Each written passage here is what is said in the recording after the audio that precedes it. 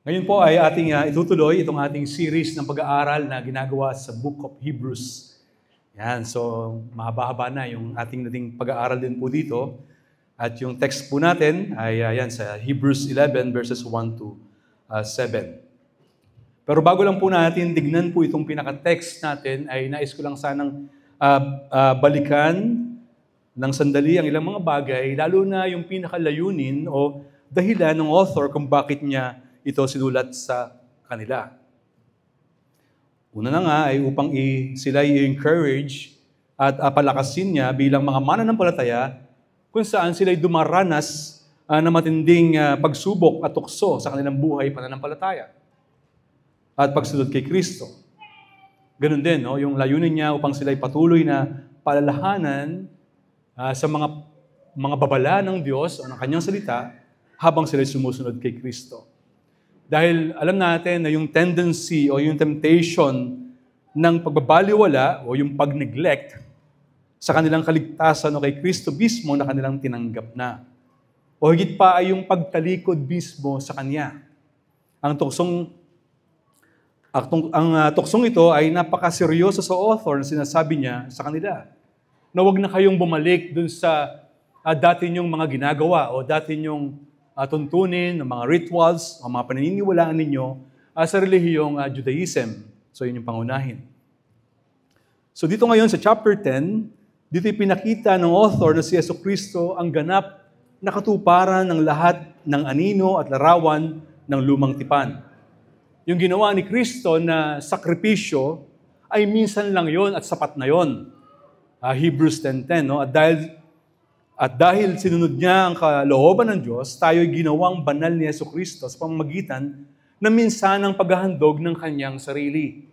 At yun ay sapat na. In verse 14, sa makatuwid, sa pamamagitan lamang ng isang paghahandog ay kanyang ginawang ganap magpakailanman ang mga nililinis ng Diyos. Dahil dito, sinabi niya ngayon sa verse 23, magpakatatag tayo sa ating pag-asa at huwag nang mag-alinlangan pa, sapagkat tapat ang nangako sa inyo o sa atin. Ang ganda sinabi niya rito. Kung gaano katiyak na nangyari ang layunin ng Diyos sa ginawa niya at patuloy na ginagawa niya pagliligtas sa atin ng mga makasalanan sa pamamagitan ni Kristo. Tutuparin ng Diyos ang lahat ng ipinangako niya sa atin na may pagpapalang nakakabit kay Kristo tulad ng kapatawaran sa kasalanan, kaligtasan natin, buhay na walang hanggan, at makasama siya magpakailanman sa bawat isa na mga may tunay na pakikipag-isa sa Kanya, sa Kanyang anak na si Kristo. Dito pa lang, kung iintindihin natin at uunawain ito, I think talagang sold tayo dun sa truth na yon. Sapat para baguhin ito ang ating puso sa pagtingin kay Kristo. Pero hindi po natapos. Tinuloy pa niyo doon sa verse 35. Kaya't huwag kayong mawawalan ng pananampalataya sa Diyos, sapagkat dakila ang naghihintay na gantimpala para sa inyo. Pinapalakas niya ang loob ng mga mananampalatayang ito. Dahil ang pangakong naghihintay sa kanila, ganun din sa atin, ay tiyak na darating at Kanya yung ipaparanas sa bawat isang sumasampalataya kay Kristo. Pero naintindihan natin at alam natin, kasabay nito, kasi may verse 36 ng chapter 10, kinakailangan kayo'y magtiis upang masunod ninyo ang kalooban ng Diyos at matanggap ninyo ang Kanyang ipinangako. Ibig sabihin, ang pagtitiis o kahirapan sa buhay natin ngayon, unang-una, hindi mawawalan ng kabuluhan. Hindi rin optional sa atin, kundi bilang bahagi iyon ng pananampalatayang meron sila at meron ka. At ang tunay na pananampalataya ay nananatiling tapat hanggang wakas sa kabila nito, sa kabila ng mga kinakaharap natin. Sapagkat sa pamamagitan ng mga tiising ito, natutupad sa atin ang kalooban ng Diyos at nararanasan ang katuparan ng kanyang pangako. Nakita nyo, kasabay ng mga paghihirap na yon, makikita natin na ginagamit ng Diyos para sa ating ikabubuti. Gaya ng sinasabi sa James 1:12, mapalad ang taong nagpipigil at nagtitiis sa pagsubok, sapagkat pagkasubok sa kanya ay matatanggap niya ang putong ng buhay na ipinangako ng Diyos sa mga umiibig sa kanya. Kaya't pagdating sa dulong bahagi nitong verses 37 to 39 ng chapter 10, na sa gitna ng paghihintay, muling pinapaalala ng author ang katiyakan ng pangakong ito. Verse 37, sapagkat kaunting panahon na lamang, hindi na magtatagal at ang darating ay darating na. Sa ibang salin,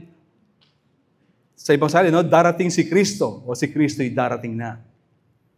Sa gitna ng paghihintay, ang paalala niya sa verse 38, ang matuwid kong lingkod ay mabubuhay sa pamamagitan ng pananampalataya.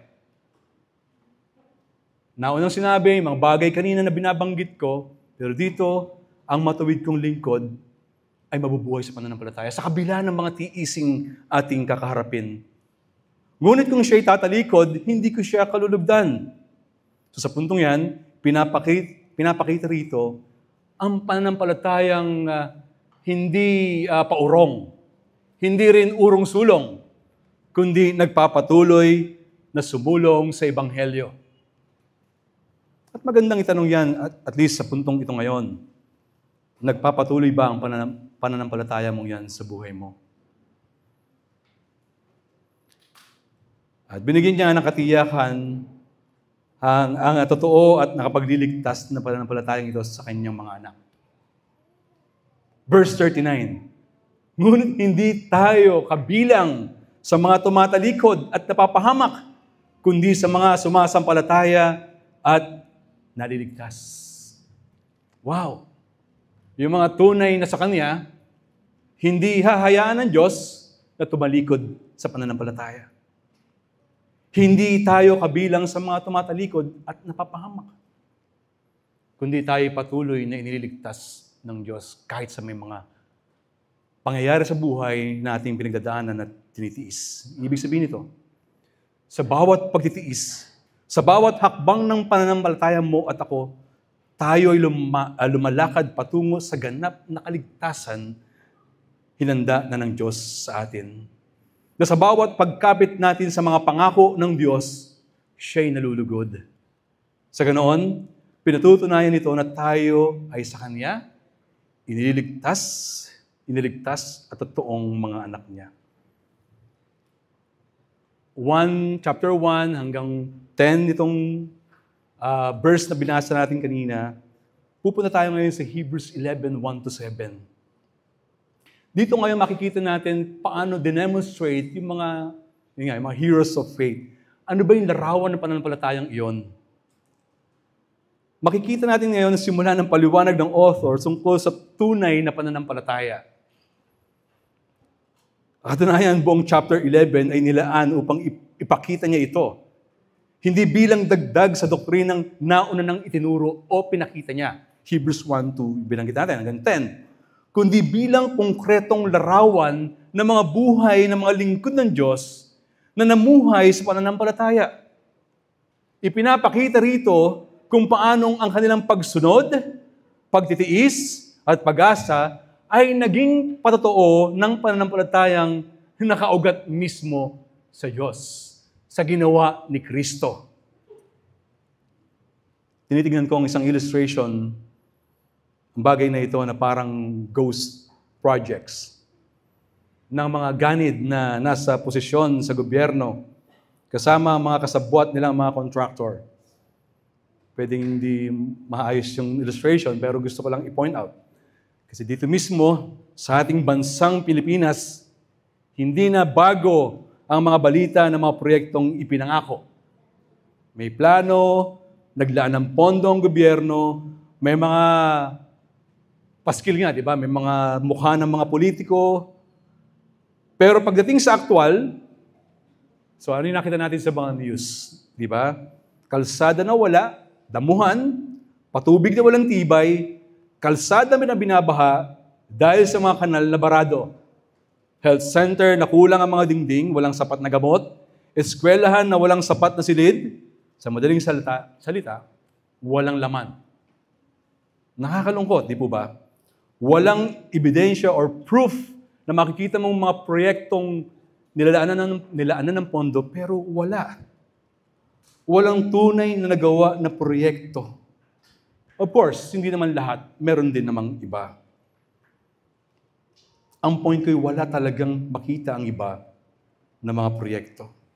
To the point, yung inis at galit ng mga tao at sa harap ng ganitong katiwalian, ang tangi talaga nating gawin at maging tugon ay ipagpasa Diyos sila at patuloy na ipagdasal sa bagay na yon. Ang nais kong ipunto dyan, ganyan ang kabaligtaran ng tunay na pananampalataya. Ang pananampalatayang totoo ay hindi walang laman o walang saysay. Hindi peke ang pananampalataya. Hindi ito pang-display. May substance ito. At siya ang ating Panginoong Jesucristo. And I'm sure, binassume ko na dahil diniscuss na natin yung 1 to 10, naiintindihan natin na si Kristo ang pundasyon. Siyang may akda ng pananampalatayang ito. May laman ng pananampalatayang meron ka dahil kay Kristo. May ebidensya o bunga sa buhay ng totoong Panginoon at tagapagligtas si Kristo. May bunga ng pagsunod, nagtitiis ka, at pag-asa sa buhay mo habang lumalakad pagsunod kay Kristo. Tingnan natin ngayon, isa-isahin natin yung verses 1 to 3. So yung unang point dyan ay makatulong yung ating handouts na meron kayo. Tingnan natin. So bago natin tingnan sa kwento ng mga bayani ng pananampalataya, binibigyan muna tayo ng malinaw na definition kung ano ang pananampalataya na sinasabi niya rito. Sa text na natin, basahin lang natin sandali ulit. Verses 1 to 3. Ngayon, ang pananampalataya ay ang katiyakan sa mga bagay na inaasahan, ang paninindigan sa mga bagay na hindi nakikita. Tunay na sa pamamagitan nito, ang mga tao noong una ay tumanggap ng patotoo. Sa pananampalataya ay nauunawaan natin na ang mga sanlibutan ay nilikha sa pamamagitan ng salita ng Diyos.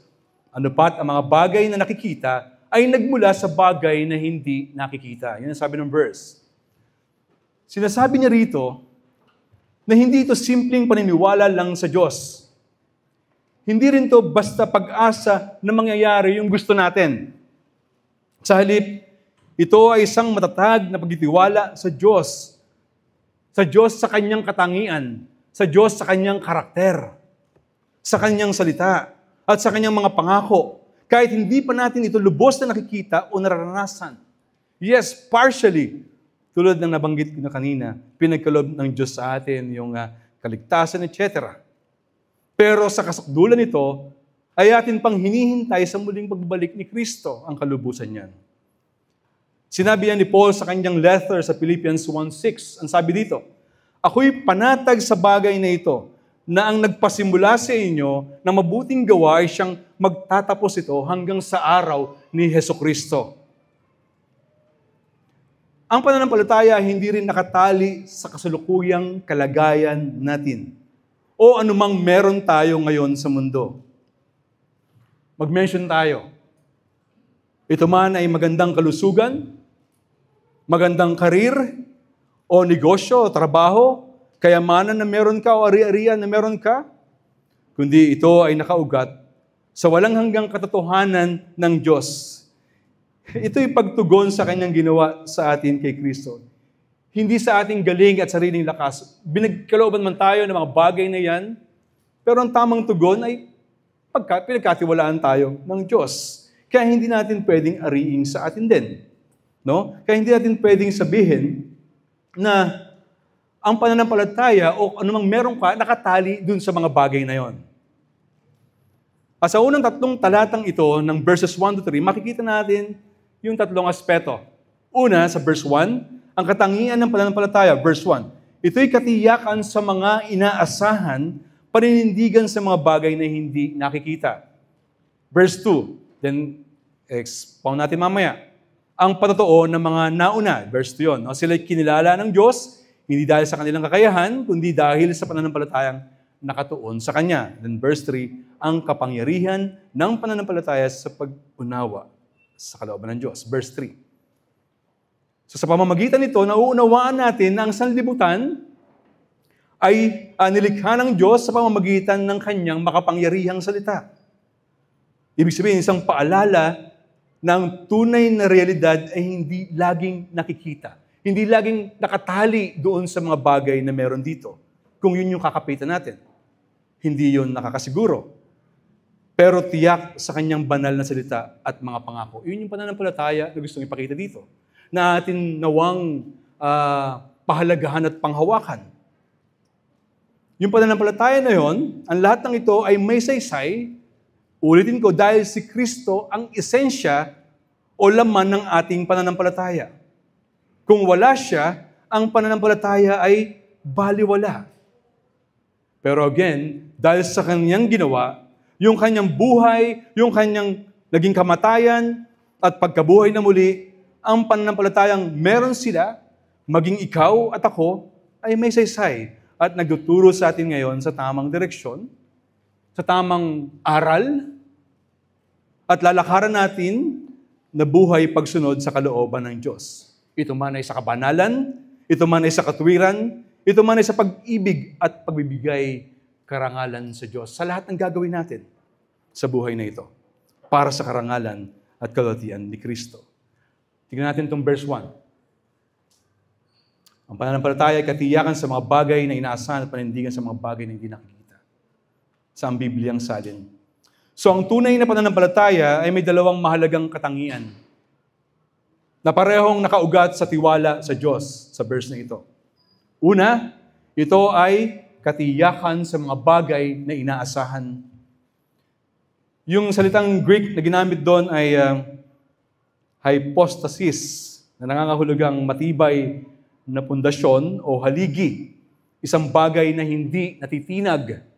Ibig sabihin, ang pananampalataya ay hindi basta pag-asa na baka mangyari lang yung mga bagay na inaasahan natin, kundi isang matatag na pagtayo sa mga pangako at salita ng Diyos mismo. Ito ay parang haliging nakabaon sa lupa, nakatapatan ng Diyos. Ito ay hindi nayayanig, hindi gumagalaw o natitinag sapagkat siyang nagsalita nito ay totoo at kailanman ang Diyos natin ay hindi nagsisinungaling. Kaya't ang pananampalataya ay hindi haka-haka o hindi wishful thinking, kundi nakasalig sa isang matibay na katayuan ng ating mga inaasahan ay tiyak na darating dahil yung Diyos ang nangako sa kanyang karakter o katangian, totoo siya sa kanyang mga sinabi, mapanghahawakan ang mga iyon. Ikalawa, ang pananampalataya ay panindigan sa mga bagay na hindi nakikita. Ang salitang ginamit dito ay, sana hindi ako mali ng pagbigkas, elegchos, na maaaring isalin bilang conviction o ebidensya. Ngunit hindi ito ebidensya sa parang pisikal o legal na parang document na hawak natin sa kamay. Sa halip, ito'y panloob na confirmation na mga bagay na hindi pa nakikita ay totoo. Sapagkat, again, ang Diyos mismo ang nagsabi, buo yung loob mo. Dahil alam mo na yung Diyos ang nagsalita.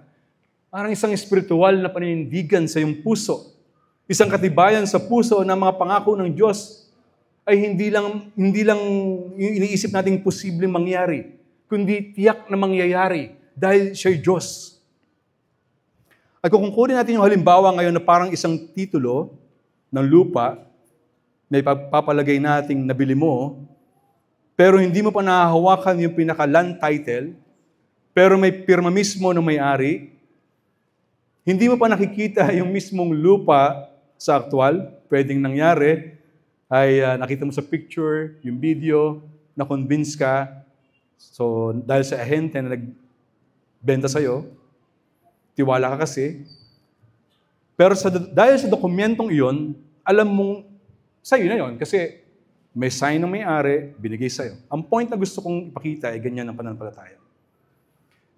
Hindi dahil hawak mo na ang katuparan, kundi dahil pinanghahawakan mo ang Diyos na nangako nito sa atin. Kasi tiyak yon. Yung puso mo ay buo ang loob dahil nga dun sa conviction na binibigay sa atin ng banal na Espiritu dahil ang Diyos mismo ang gumagawa rin nun. At totoo yun dahil siya ngay Diyos. Kaya sinabi ni Apostol Pablo sa Romans 8:24-25, sapagkat tayo niligtas sa pamamagitan ng pag-asang ito. Ngunit ang pag-asang nakikita ay hindi pag-asa sapagkat sino nga ang umaasa sa nakikita? Subalit kung umaasa tayo sa hindi natin nakikita, hinihintay natin itong may pagtitiis. So ngayon, dahil totoo yun, pangako ng Diyos, gagawin niya. Sinabi doon ni Paul, kahit ano man yun nangyayari, pangahawakan mo dahil pangako yun ng Diyos. Yun yung prayer natin na hindi matinag yung ganoong pananampalataya. Kahit ang pananampalataya ay nakatuon sa hinaharap, sa mga bagay na hindi pa nakikita, pero pinagtitiwalaan nating darating dahil sa katapatan ng Diyos, perpekto yung kanyang ginagawa, yung ginawa, at siya ay soberanong kumikilos at hindi siya magkakamali. Kung ganito ang pananampalatayang inilalarawan sa Hebrews 11:1-3, may katiyakan sa mga pangako ng Diyos at paninindigan sa bagay na hindi pa nakikita. Subukan natin sagutin yung tanong na ito. Kamusta ang iyong pananampalataya? Kamusta ang iyong pagtitiwala sa Diyos, sa Panginoong Jesucristo? Lubos mo ba siyang pinagkakatiwalaan sa iyong puso? Subukan uli nating kuuling magbigay ng ilang mga bagay at subukang siya sa atin ang mga ito. Pero higit sa lahat, habang sinasagot natin yung question na yon, kinakamusta ko kayo sa inyong pagsunod, sa inyong pananampalataya kay Kristo. Higit sa lahat, hayaan natin ang banal na Espiritu ang magsiyasat sa atin. Kasama ako. Katulad ng panalangin ni Haring David sa awit 139, verse 23-24. Siyasatin mo ako, O Diyos, at alamin mo ang aking puso. Subukan mo ako, at alamin mo ang mga pag-iisip ko. At tignan mo kung may anumang lakad ng kasamaan sa akin at patnubayan mo ako sa daang walang hanggan. Bakit ko yun binanggit?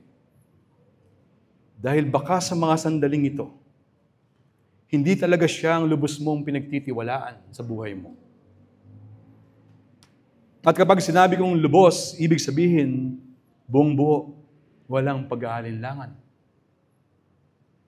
Of course, hindi tayo mahatol dito. Kaya nga sinabi kong kasama ako sa tinatanong na kamusta ang pagsunod natin? Kamusta ang pananampalataya na meron ka? In short, kamusta ka bilang mananampalataya ni Kristo? Baka kasi sa kung anong meron tayo ngayon tulad ng pera o anumang bagay na meron tayo, mas nagtitiwala ka.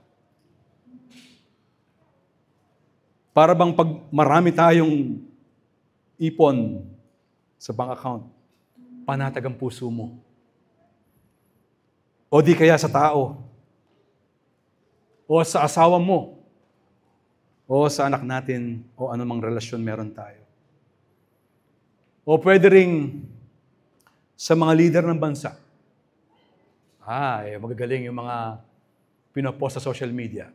Si Vicky Soto, si Isko Moreno, si Magalong. Sila yung mga magbibigay solusyon sa problema ng ating bayan. To the point na sa kanila natin inaasa ang magiging lunas na bulok na sistema na meron tayo sa bansa.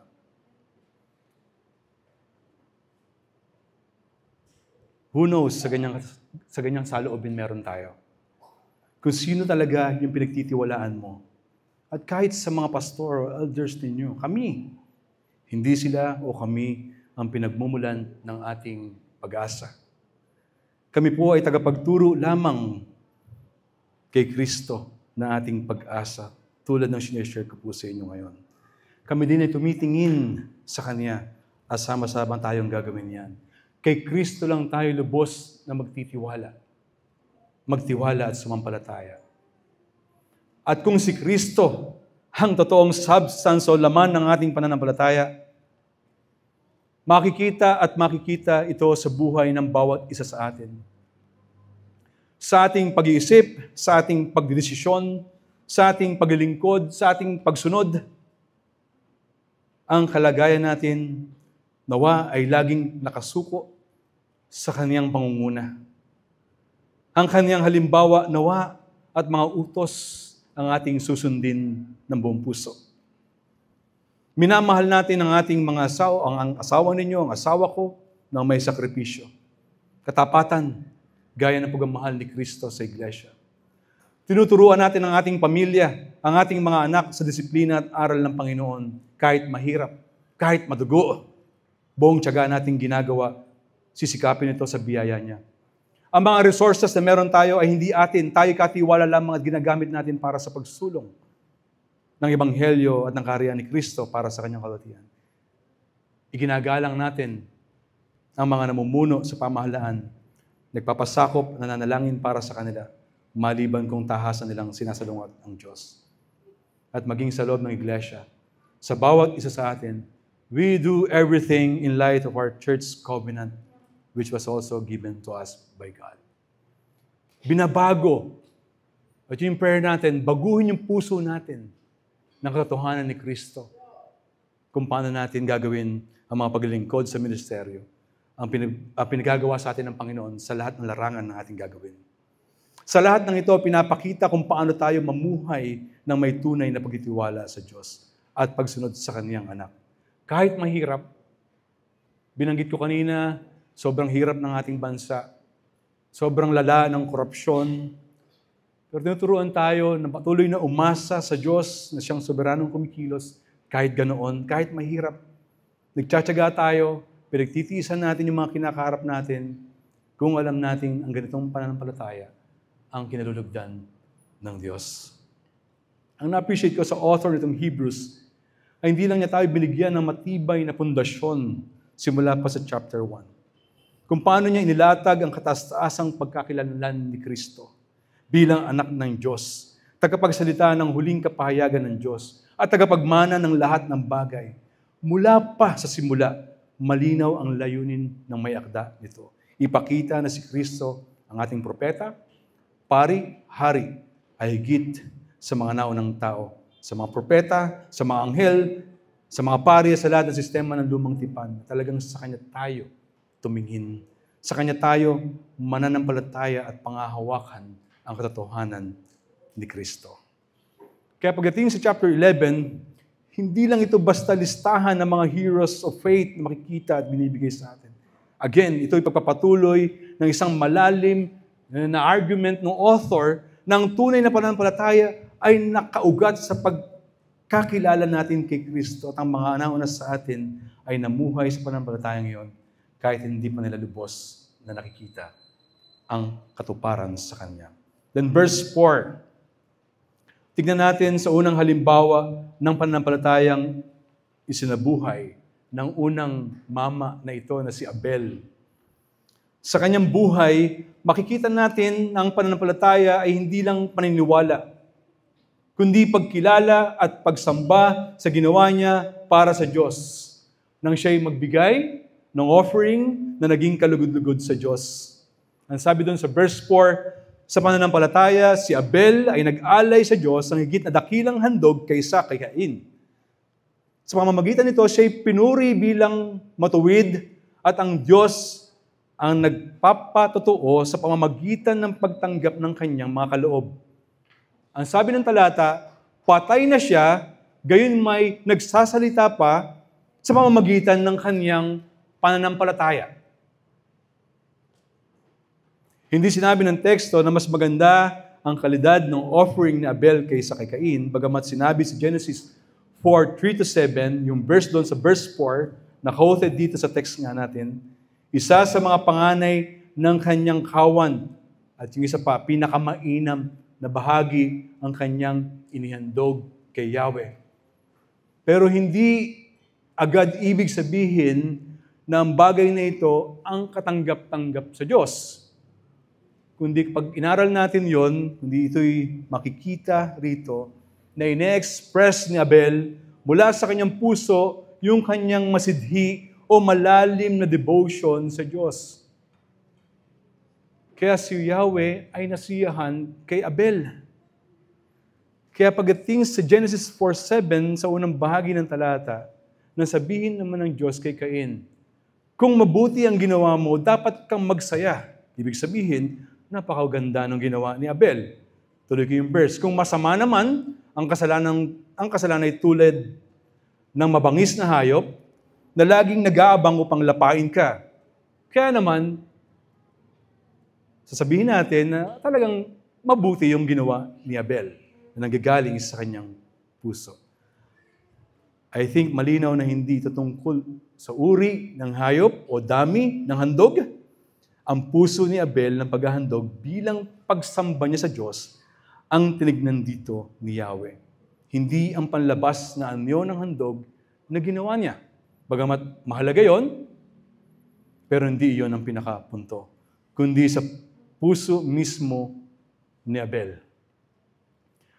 Kaya ang point dito ay ang puso ng nagkakaloob o handog na ginawa ni Abel o ginagawa ng mga tao, at iyon ay dahil sa pananampalataya na dinefine na ngayon ng author of Hebrews sa ating text.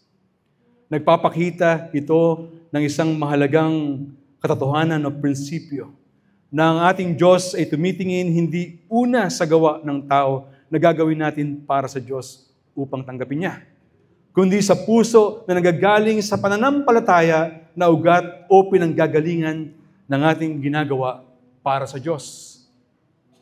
Maganda yung sinabi din sa 1 Samuel 16 verse 7b. Dito ay nang inirang si David na hari na papalit kay Saul. Sabi doon, sapagkat hindi tumitingin ang Panginoon na gaya ng pagtingin ng tao. Ang tao ay tumitingin sa panlabas na anyo, ngunit ang Panginoon ay tumitingin sa puso. Nakita nyo? So napakahalaga sa Panginoong Diyos yung puso natin na talagang nakatuon sa Kanya, sa Kanyang kagustuhan, sa Kanyang karakter, sa Kanyang katapatan sa atin. Bukod pa rito, si Abel ay itinuturing na matuwid. Sabi ng teksto, lalo doon sa ESV translation, mas makikita yan, through which He has commended as righteous. Ipinahayag ng Diyos na si Abel ay matuwid, hindi dahil sa halaga o laki ng kanyang handog, kundi dahil sa kanyang pananampalataya, dinefine ng Hebrews. Same with Abraham, nang sabihin ni Paul sa kanyang sulat sa Romans 4:3 tungkol kay Abraham. Sumampalataya si Abraham sa Diyos at ito'y ibinilang sa kanya na katwiran. Ang katwiran ay hindi bunga ng gawa, kundi bunga ng pananampalatayang nakatuon sa Diyos mismo. At makikita pa natin yan ng malinaw sa iba pang bahagi ng salita ng Diyos. Galatians 2:16.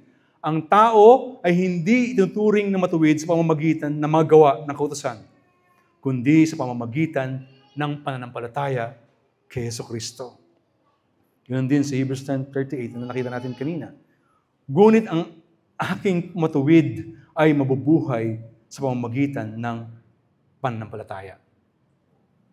Si Abel, in a sense, bilang unang martyr, ay naging patotoo ng pananampalatayang ito, na totoo. Ang kanyang buhay ay maikli, ngunit ang kanyang pananampalataya ay may lalim na kahulugan, ipinapakita ng totoong definition ng pananampalataya. At yon ay kinilala ng Diyos. Ang sabi doon, bagamat patay na siya'y nagsasalita pa rin.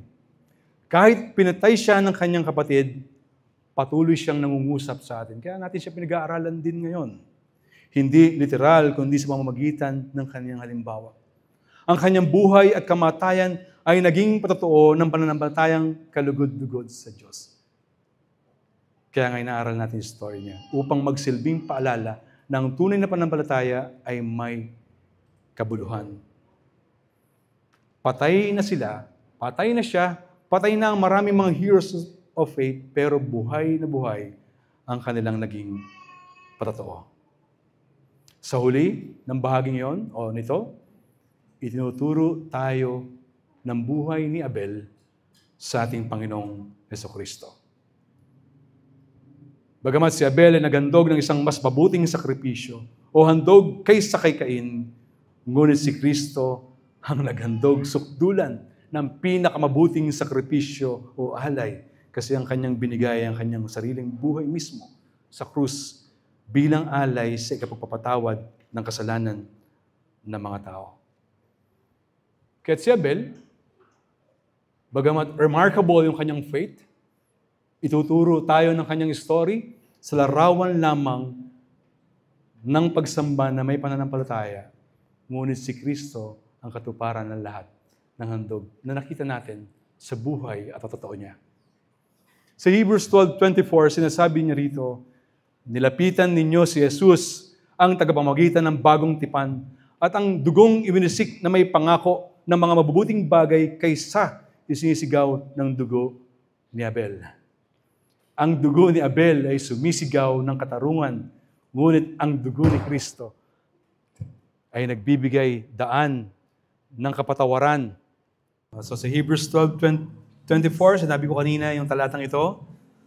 So nilapitan ninyo si Jesus, ang tagapamagitan ng bagong tipan, at ang dugong binisik na may pangako ng mas mabubuting bagay, sound check, kaysa sinisigaw ng dugo ni Abel. So ang dugo ni Abel ay sumisigaw ng katarungan, ngunit ang dugo ni Kristo ang nagbibigay daan ng kapatawaran sa mga magsisisi sa kanilang kasalanan at mananampalataya sa kanyang ginawa sa krus. Yes, ang handog ni Abel ay patotoo ng pananampalataya. Again, ang handog ni Kristo ay daan ng kaligtasan para sa atin na mga makasalanan. Maaaring marami tayong ginagawa at marami pa tayong gagawin para sa Panginoon. Paglingkod. Sa iglesia, sa kanyang ministeryo, sa iba't ibang paraan. Tulad halimbawa ng pagbibigay tulong, pagbabahagi, pagbibigay ng mga oras natin at lakas para sa ministeryo niya. Salamat sa Diyos. Purihin siya. Dahil nakikita ito sa buhay ng marami sa inyo kung paano ninyo ginagawa ang mga ginagawa ninyo para sa Panginoon. Kaya tunay na nagbibigay ng malaking encouragement sa buong church. Ipagpatuloy niyo ito. Hindi bilang bunga ng sariling kakayahan at lakas at karunungan ninyo, kundi bilang pagsambang nagmumula sa puso ng pananampalatayang ipinagkaloob sa atin ng Diyos kay Kristo. Ito ang esensya ng tunay na paglilingkod. Hindi nawa yung motivation to perform, kundi an outflow ng pananampalatayang meron ka. Saan man tayo nalagay ng Panginoon, sa loob man ng iglesia o sa labas nito, sa ating mga ministeryo, sa evangelism, discipleship, church planting, missions, o anumang larangan ng ministeryo, naway ang lagi nating maging panalangin na ito.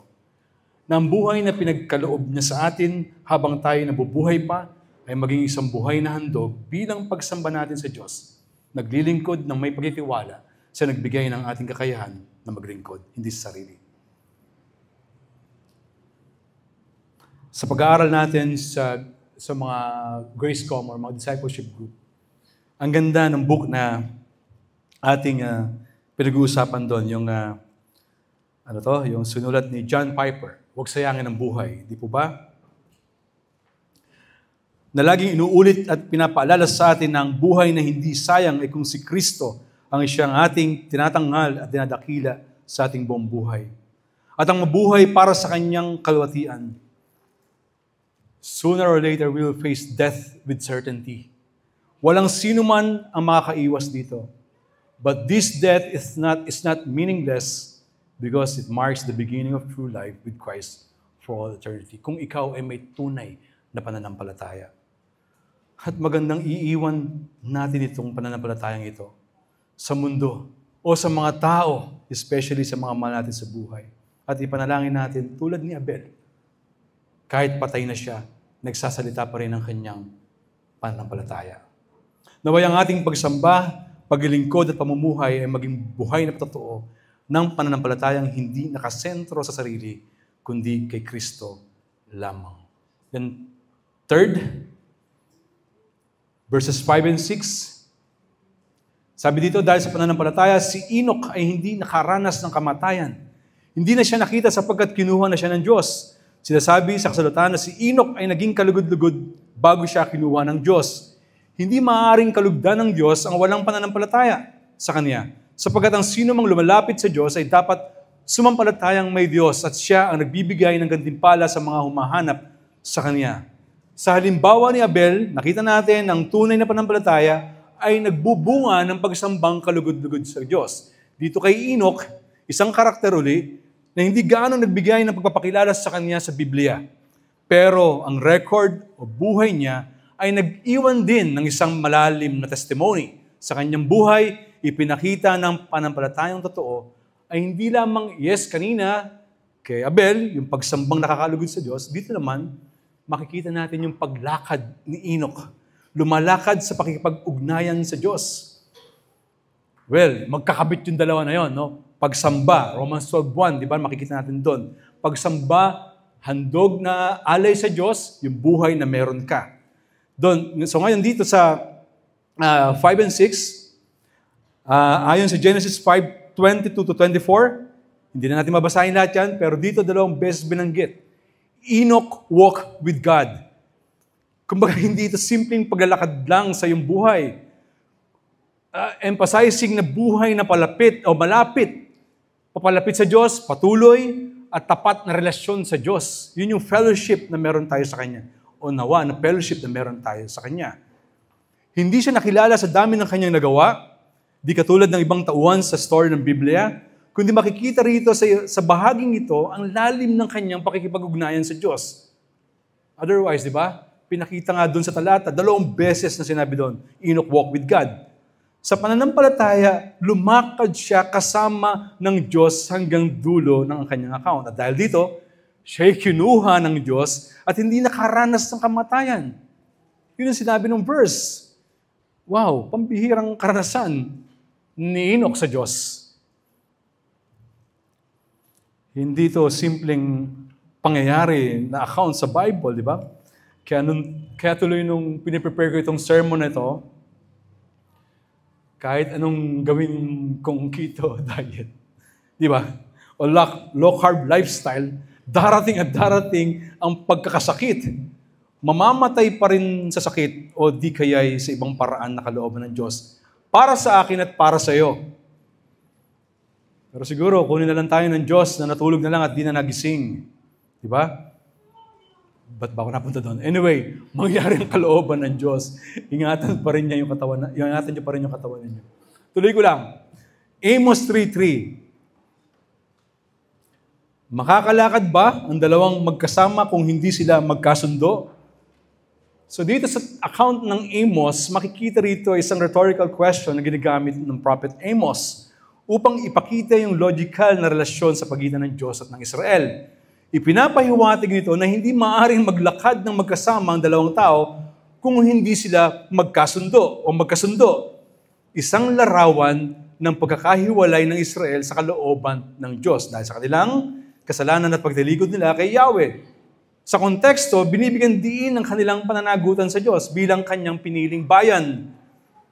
Tulad ni Enoch, ang tunay na paglakad kasama ang Diyos ay nangangailangan ng pakikipag-isa ng puso at layunin mismo doon sa kagustuhan ng Diyos. So ang paglakad ni Enoch ay patunay ng pagkakasundo ng kanyang kalooban doon sa Diyos na tumawag sa kanya. Hindi siya lumakad sa sarili niyang landas, kundi sa landas na gusto ng Diyos.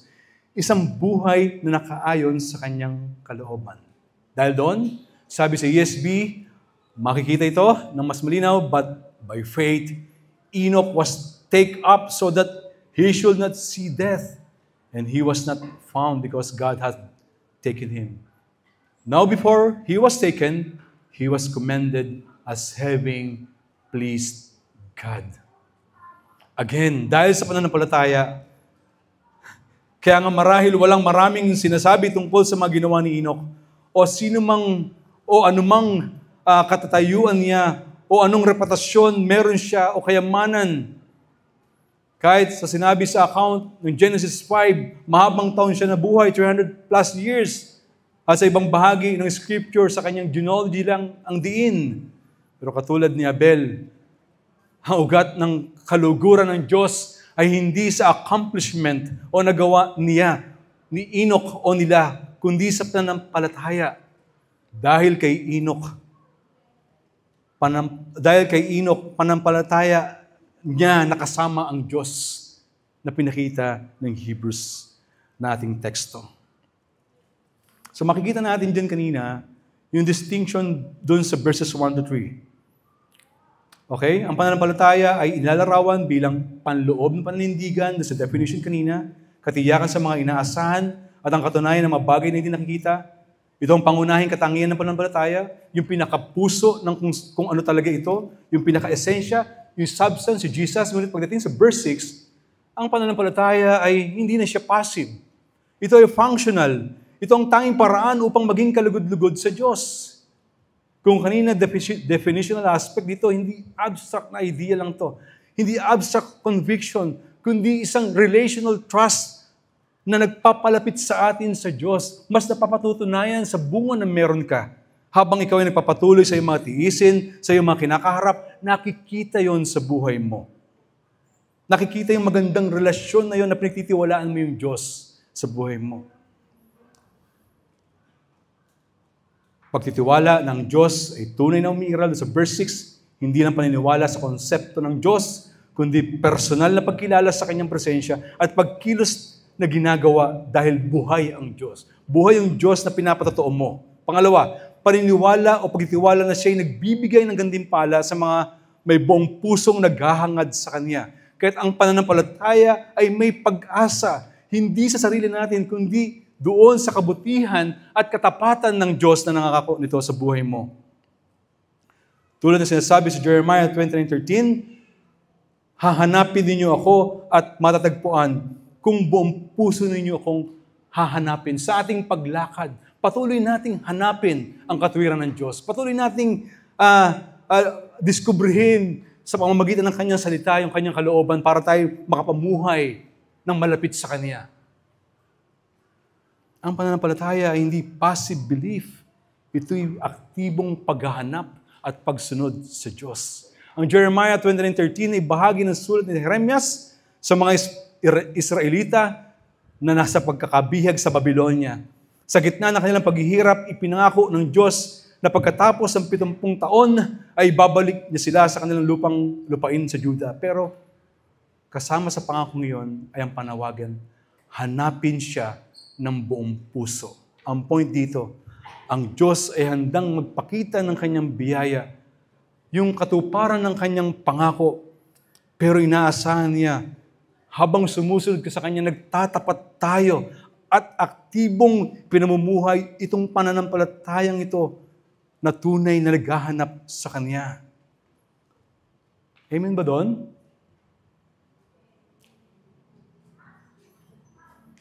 Gaya ng ginawa ni Enoch, na lumakad kasama siya araw-araw.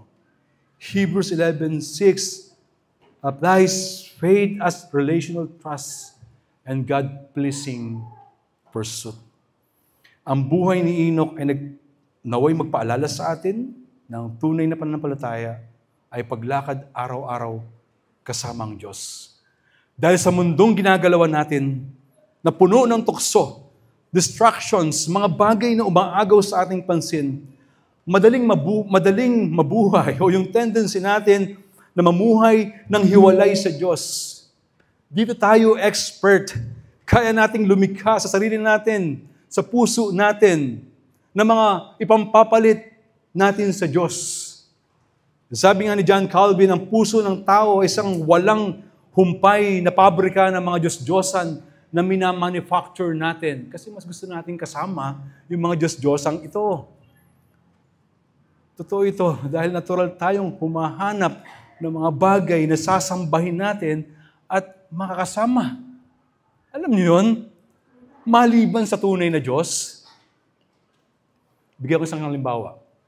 Cellphone. Isang kagamitan o gadget na kaya tayong kontrolin sa buong araw. Kaka-scroll natin, kakapanood natin ng Reels, ng Netflix, to the point where we begin slipping into viewing explicit images or pornography. Things that draw our hearts away from holiness. Kaka-AI natin. Lalo na yung uso ngayon, popost natin sa social media. Ubos ang maghapong oras na nasayang sa atin. Mamaya may gawain yung youth. O tayo man din. Sana hindi yung dahilan natin, magsi-cellphone na lang ako. Kesa umattend sa mga gawain o activities sa church. You see? Ganito tayo kagaling dumiskarte at mag-justify ng ating sarili. Naglilingkod naman ako sa Diyos, pero ginagawa ko to. Pero gaya ni Enoch, tinatawag tayo na lumakad hindi kasama ng mga functional idols na kinahumalingan ng puso natin, kundi makasama ng totoo sa buhay mo ang tunay na Diyos. At kung sa mga sandaling ito ay napapaalipin ka sa ganitong uri ng kasalanan, ihingi natin ito ng tawad sa Diyos. At dahil kay Kristo, makakaasa tayo sa katiyakan ng Kanyang kapatawaran. Sa pusong buong hinagpis na pinagsisisihan ang mga kasalanang ito, tumingin tayong patuloy sa Kanya at sumampalataya na tayo'y tinanggap na niya at hindi niya ipagtatabuyan, kundi Kanyang sasamahan kasama ng Espiritu na pinagkaloob niya sa atin. Ang sikreto? Lumakad tayong kasama niya. Hindi pa kunwari, kundi totoong puso na nagsisisi sa ating mga nagagawang kasalanan. Lumakad tayo araw-araw sa pakikipag-ugnayan sa Kanyang anak. Nagtitiwala sa Kanyang ginawa para sa atin sa krus. Umaasa sa Kanyang biyaya at nananabik sa gantimpalang inihanda niya para sa lahat ng buong pusong naghahanap sa Kanya. Ito ang pananampalatayang nakalulugod sa Diyos. Isang buhay na hindi hiwalay sa Kanya, kundi laging kasama siya. Every step of the way ng buhay natin, oras-oras ng buhay mo. Panghuli, verse 7, dahil sa pananampalataya, pinakinggan ni Noe ang babala ng Diyos tungkol sa mga bagay na mangyayari. Ngunit hindi pa niya nakikita, gumawa siya ng isang malaking barko upang siya at ang kanyang pamilya ay maligtas. Sa pamamagitan nito ay nahatulan ng sanlibutan, ngunit si Noe ay binilang na matuwid dahil sa kanyang pananampalataya sa Diyos. Nakita natin kay Abel na ang pananampalataya ay nag-aalay ng pagsambang kalugod-lugod sa Diyos. Kay Enoch, lumalakad sa pakipag-ugnayan sa Kanya. At hindi pa natapos doon sa ating teksto ngayon. Dito nga sa huling bahagi ng ating text, na ang tunay na pananampalataya ay nakikinig sa salita ng Diyos. Nakikinig sa mga babala ng Diyos at tumatalima dito. Hindi lang basta nakikinig, kundi tumatalima ka, sumusunod ka.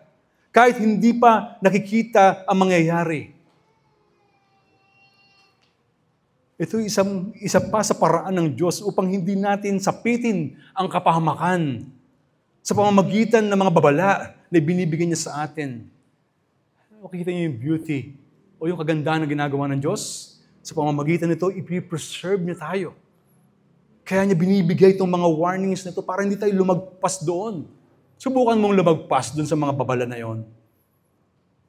Magiging dilema at kapahamakan. Dito pumapasok ang halimbawa ni Noe. Siya'y naniwala at sumunod sa salita ng Diyos. Kahit para bang kakaiba, magpapagawa ng malaking barko o arko, parang nakakatawa yon, di ba? Kaya nga siya kinutya ng mga tao that time. Alam natin ang story dito. Binalaan ng Diyos si Noe tungkol sa isang bagay na hindi pa nakikita. Ang darating na hatol ng Diyos sa pamamagitan ng baha dahil sa labis na kasamaan ng mga tao. Genesis 6:13-22. At makikita natin sa story na to ang pagsunod ni Noe sa Diyos. Genesis 6:22 and chapter 7 verse 5 sa kanyang mga ipinag-utos. Again, sa panglarawan ng pananampalataya na ating makikita. Yung pagtitiwala sa hindi nakita pa ni Noe. Pero dahil sa tiwala niya sa Diyos, di ba? Ginawa niya yung dapat gawin. Binuo niya itong malaking barko na ito. Na ang kanyang pagsunod na ito ay nagpapatunay ng pananampalataya ay hindi lang nasa isip. Hindi lang ito isang idea. Very specific yung instruction sa kanya ni Yahweh rito kung paano isisave yung mga tao o pamilya niya at kung paano niya gagawin yung barko na inutos sa kanya ni Yahweh na gawin niya. Kung iisipin natin, di ba? Again, yung kantsaw ng mga tao, yung alipusta ng mga tao habang ginagawa niya, pero yun nga, si Noe ay sumunod sa Diyos sa kabila ng mga iyon. Ginawa niya kung ano yung sinasabi sa kanya ng Diyos dahil sa pananampalataya. Kaya maganda yung paalala din ng Santiago chapter 2, verse 17. Gayon din naman, patay ang pananampalatayang walang kalakip na gawa. For sure, yung bunga ng pananampalataya na talagang gumagawa. Sa pagsunod na ginawa ni Noe, makikita ang contrast din dito. Habang ang mundo o ang mga tao that time sa panahon ito ay patuloy sa kanilang kasamaan, siya naman ay patuloy na sumusunod sa Diyos at naging kalugod-lugod sa Kanya. Ang kanyang buhay ay naging testimony na salungat sa gusto ng mundo. Kasamaan, kalayawan, pagsamba sa Diyos-Diyosan, pagrebelde sa Diyos, ginagawa ang gustong gawin at lahat ng uri ng kasalanan. Kaya magandang tignan nito na isang paalala sa atin. O hindi lang paalala, again, warning na walang ligtas sa hatol ng Diyos sa lahat ng kasamaan na ginagawa ng mga tao. Kahit para bang sa unang tingin ngayon, na yung mga taong nagpapasasa sa kapangyarihan at kayamanan ay tila hindi napaparusahan sa baluktot nilang mga ginagawa. Kaya tuloy yung mga baha sa maraming bahagi ng bansa natin, sobrang damaging sa maraming tao to the extent ang daming napipinsala, ang daming namamatay, pero hindi yun magtatagal at mananagot ang mga tao sa Diyos. Makakaligtas man sila sa batas o hukuman ng tao dito sa lupa, pero ang makatarungang hatol ng Diyos ay kanyang igagawad para sa kaparusahan ng mga hindi magsisisi sa kanilang kasalanan. Kaya nga, maliban na lumapit tayo sa kanyang paraan ng kaligtasan, at iyon ay si Kristo, tayo ay makasusumpong ng kanlungan ng ating mga kaluluwa sa buhay. Hindi lang yung mga politiko, hindi lang yung mga kurakot, tayo din. Pinapaalalahanan sa buhay natin ito. Na yung arko na parang simbolo ng arko ng paghihiwalay sa pagitan ng mga tumutugon o tumugon sa Diyos at sa mga tumalikod at nagpatuloy sa kanilang masamang gawa. Kaya kung nagpapatuloy ka sa paggawa ng kasalanan, mag-isip-isip ka. Hindi ito makakabuti sa'yo. At naway magpaalala itong pag-aaral na ito, lalo na yung pananampalataya nga ni Noe, ay magbigay sa atin ng mainam na paanyaya para sa atin. Makinig tayo sa babala ng Diyos. Magtiwala sa Kanyang salita at sumunod kahit hindi pa natin nakikita ang buong larawan o katuparan ng mga pangako ng Diyos. At higit sa lahat, dumapit tayo kay Kristo, ang ating matibay na arko ng kaligtasan sapagkat sa Kanya lamang may tunay na kublihan mula sa hatol ng makatarungan Diyos. Sa Kanya natin ikabit yung puso natin sa pagsunod, sa paglingkod, pagsamba sa ating Panginoong Diyos. Dahil siya yung kinalulugdan ng Ama. Ikabit natin yung buhay natin sa katwiran na ginawa ni Kristo para sa atin. Hindi natin kayang gawin yon. Sa Kanya natin ilalagak yung ating pagtitiwala. Ang ganda ng Hebrews 11. So, meron pang mga susunod after nitong 1-7. So, matapos makita natin mula sa Hebrews 11:1-7 na ang tunay na pananampalataya ay may matibay na pundasyon. Ito ang katiyakan ng mga bagay na inaasahan at ang katunayan ng mga bagay na hindi nakikita. Ipinakita ito ni Abel sa kanyang pagsambang may pananampalataya. Si Enoch sa kanyang paglakad kasama ang Diyos at si Noe sa kanyang masunuring pagtugon sa babala ng Diyos. Ngunit hindi sila sukdulang halimbawa. Ang lahat ng ito ay nagtuturo sa atin sa mas dakilang katotohanan na ang ganap na pananampalataya ay natutupad kay Kristo. Siya ang sakdal na handog na higit kay Abel. Hang lumakad ng perpekto sa kalooban ng Ama, higit kay Enoch. At ang tumugon sa hatol ng Diyos upang tanggapin ang lahat ng parusa dapat sa atin, inako niya, upang tayo'y maligtas, higit pa kay Noe. Ang pananampalatayang kalugod-lugod sa Diyos ay higit pa sa pagsunod at pagsisikap. Bagamat alam nating bunga ito ng ating pananampalataya. Dahil din nga, bunga lamang ng pusong lubos na nagtitiwala kay Kristo at patuloy na binabago ng Kanyang Espiritu hanggang kamtan natin ang kalubusan ng ating pananampalataya na ipinangako ng Diyos sa atin dahil sa Kanyang anak na ating Panginoong Jesucristo. Let's pray.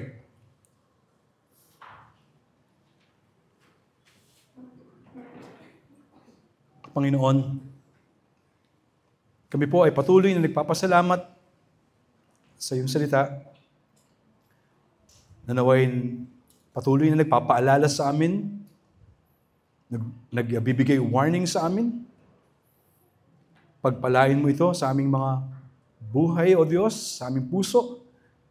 At hayaan na buguhin ito ang aming mga puso sa pamamagitan ng Banal na Espiritu na lalo pang kumapit, tumingin kay Kristo na siyang author o mayakda ng aming pananampalataya. Patuloy nawa naming itanghal ang Kanyang pangalan sa buhay ng bawat isa o sa iglesyang ito na binigay mo sa amin. Ang lahat ng ito ay aming panalangin nang may pasasalamat at pagtitiwala sa pangalan ni Jesus. Amen.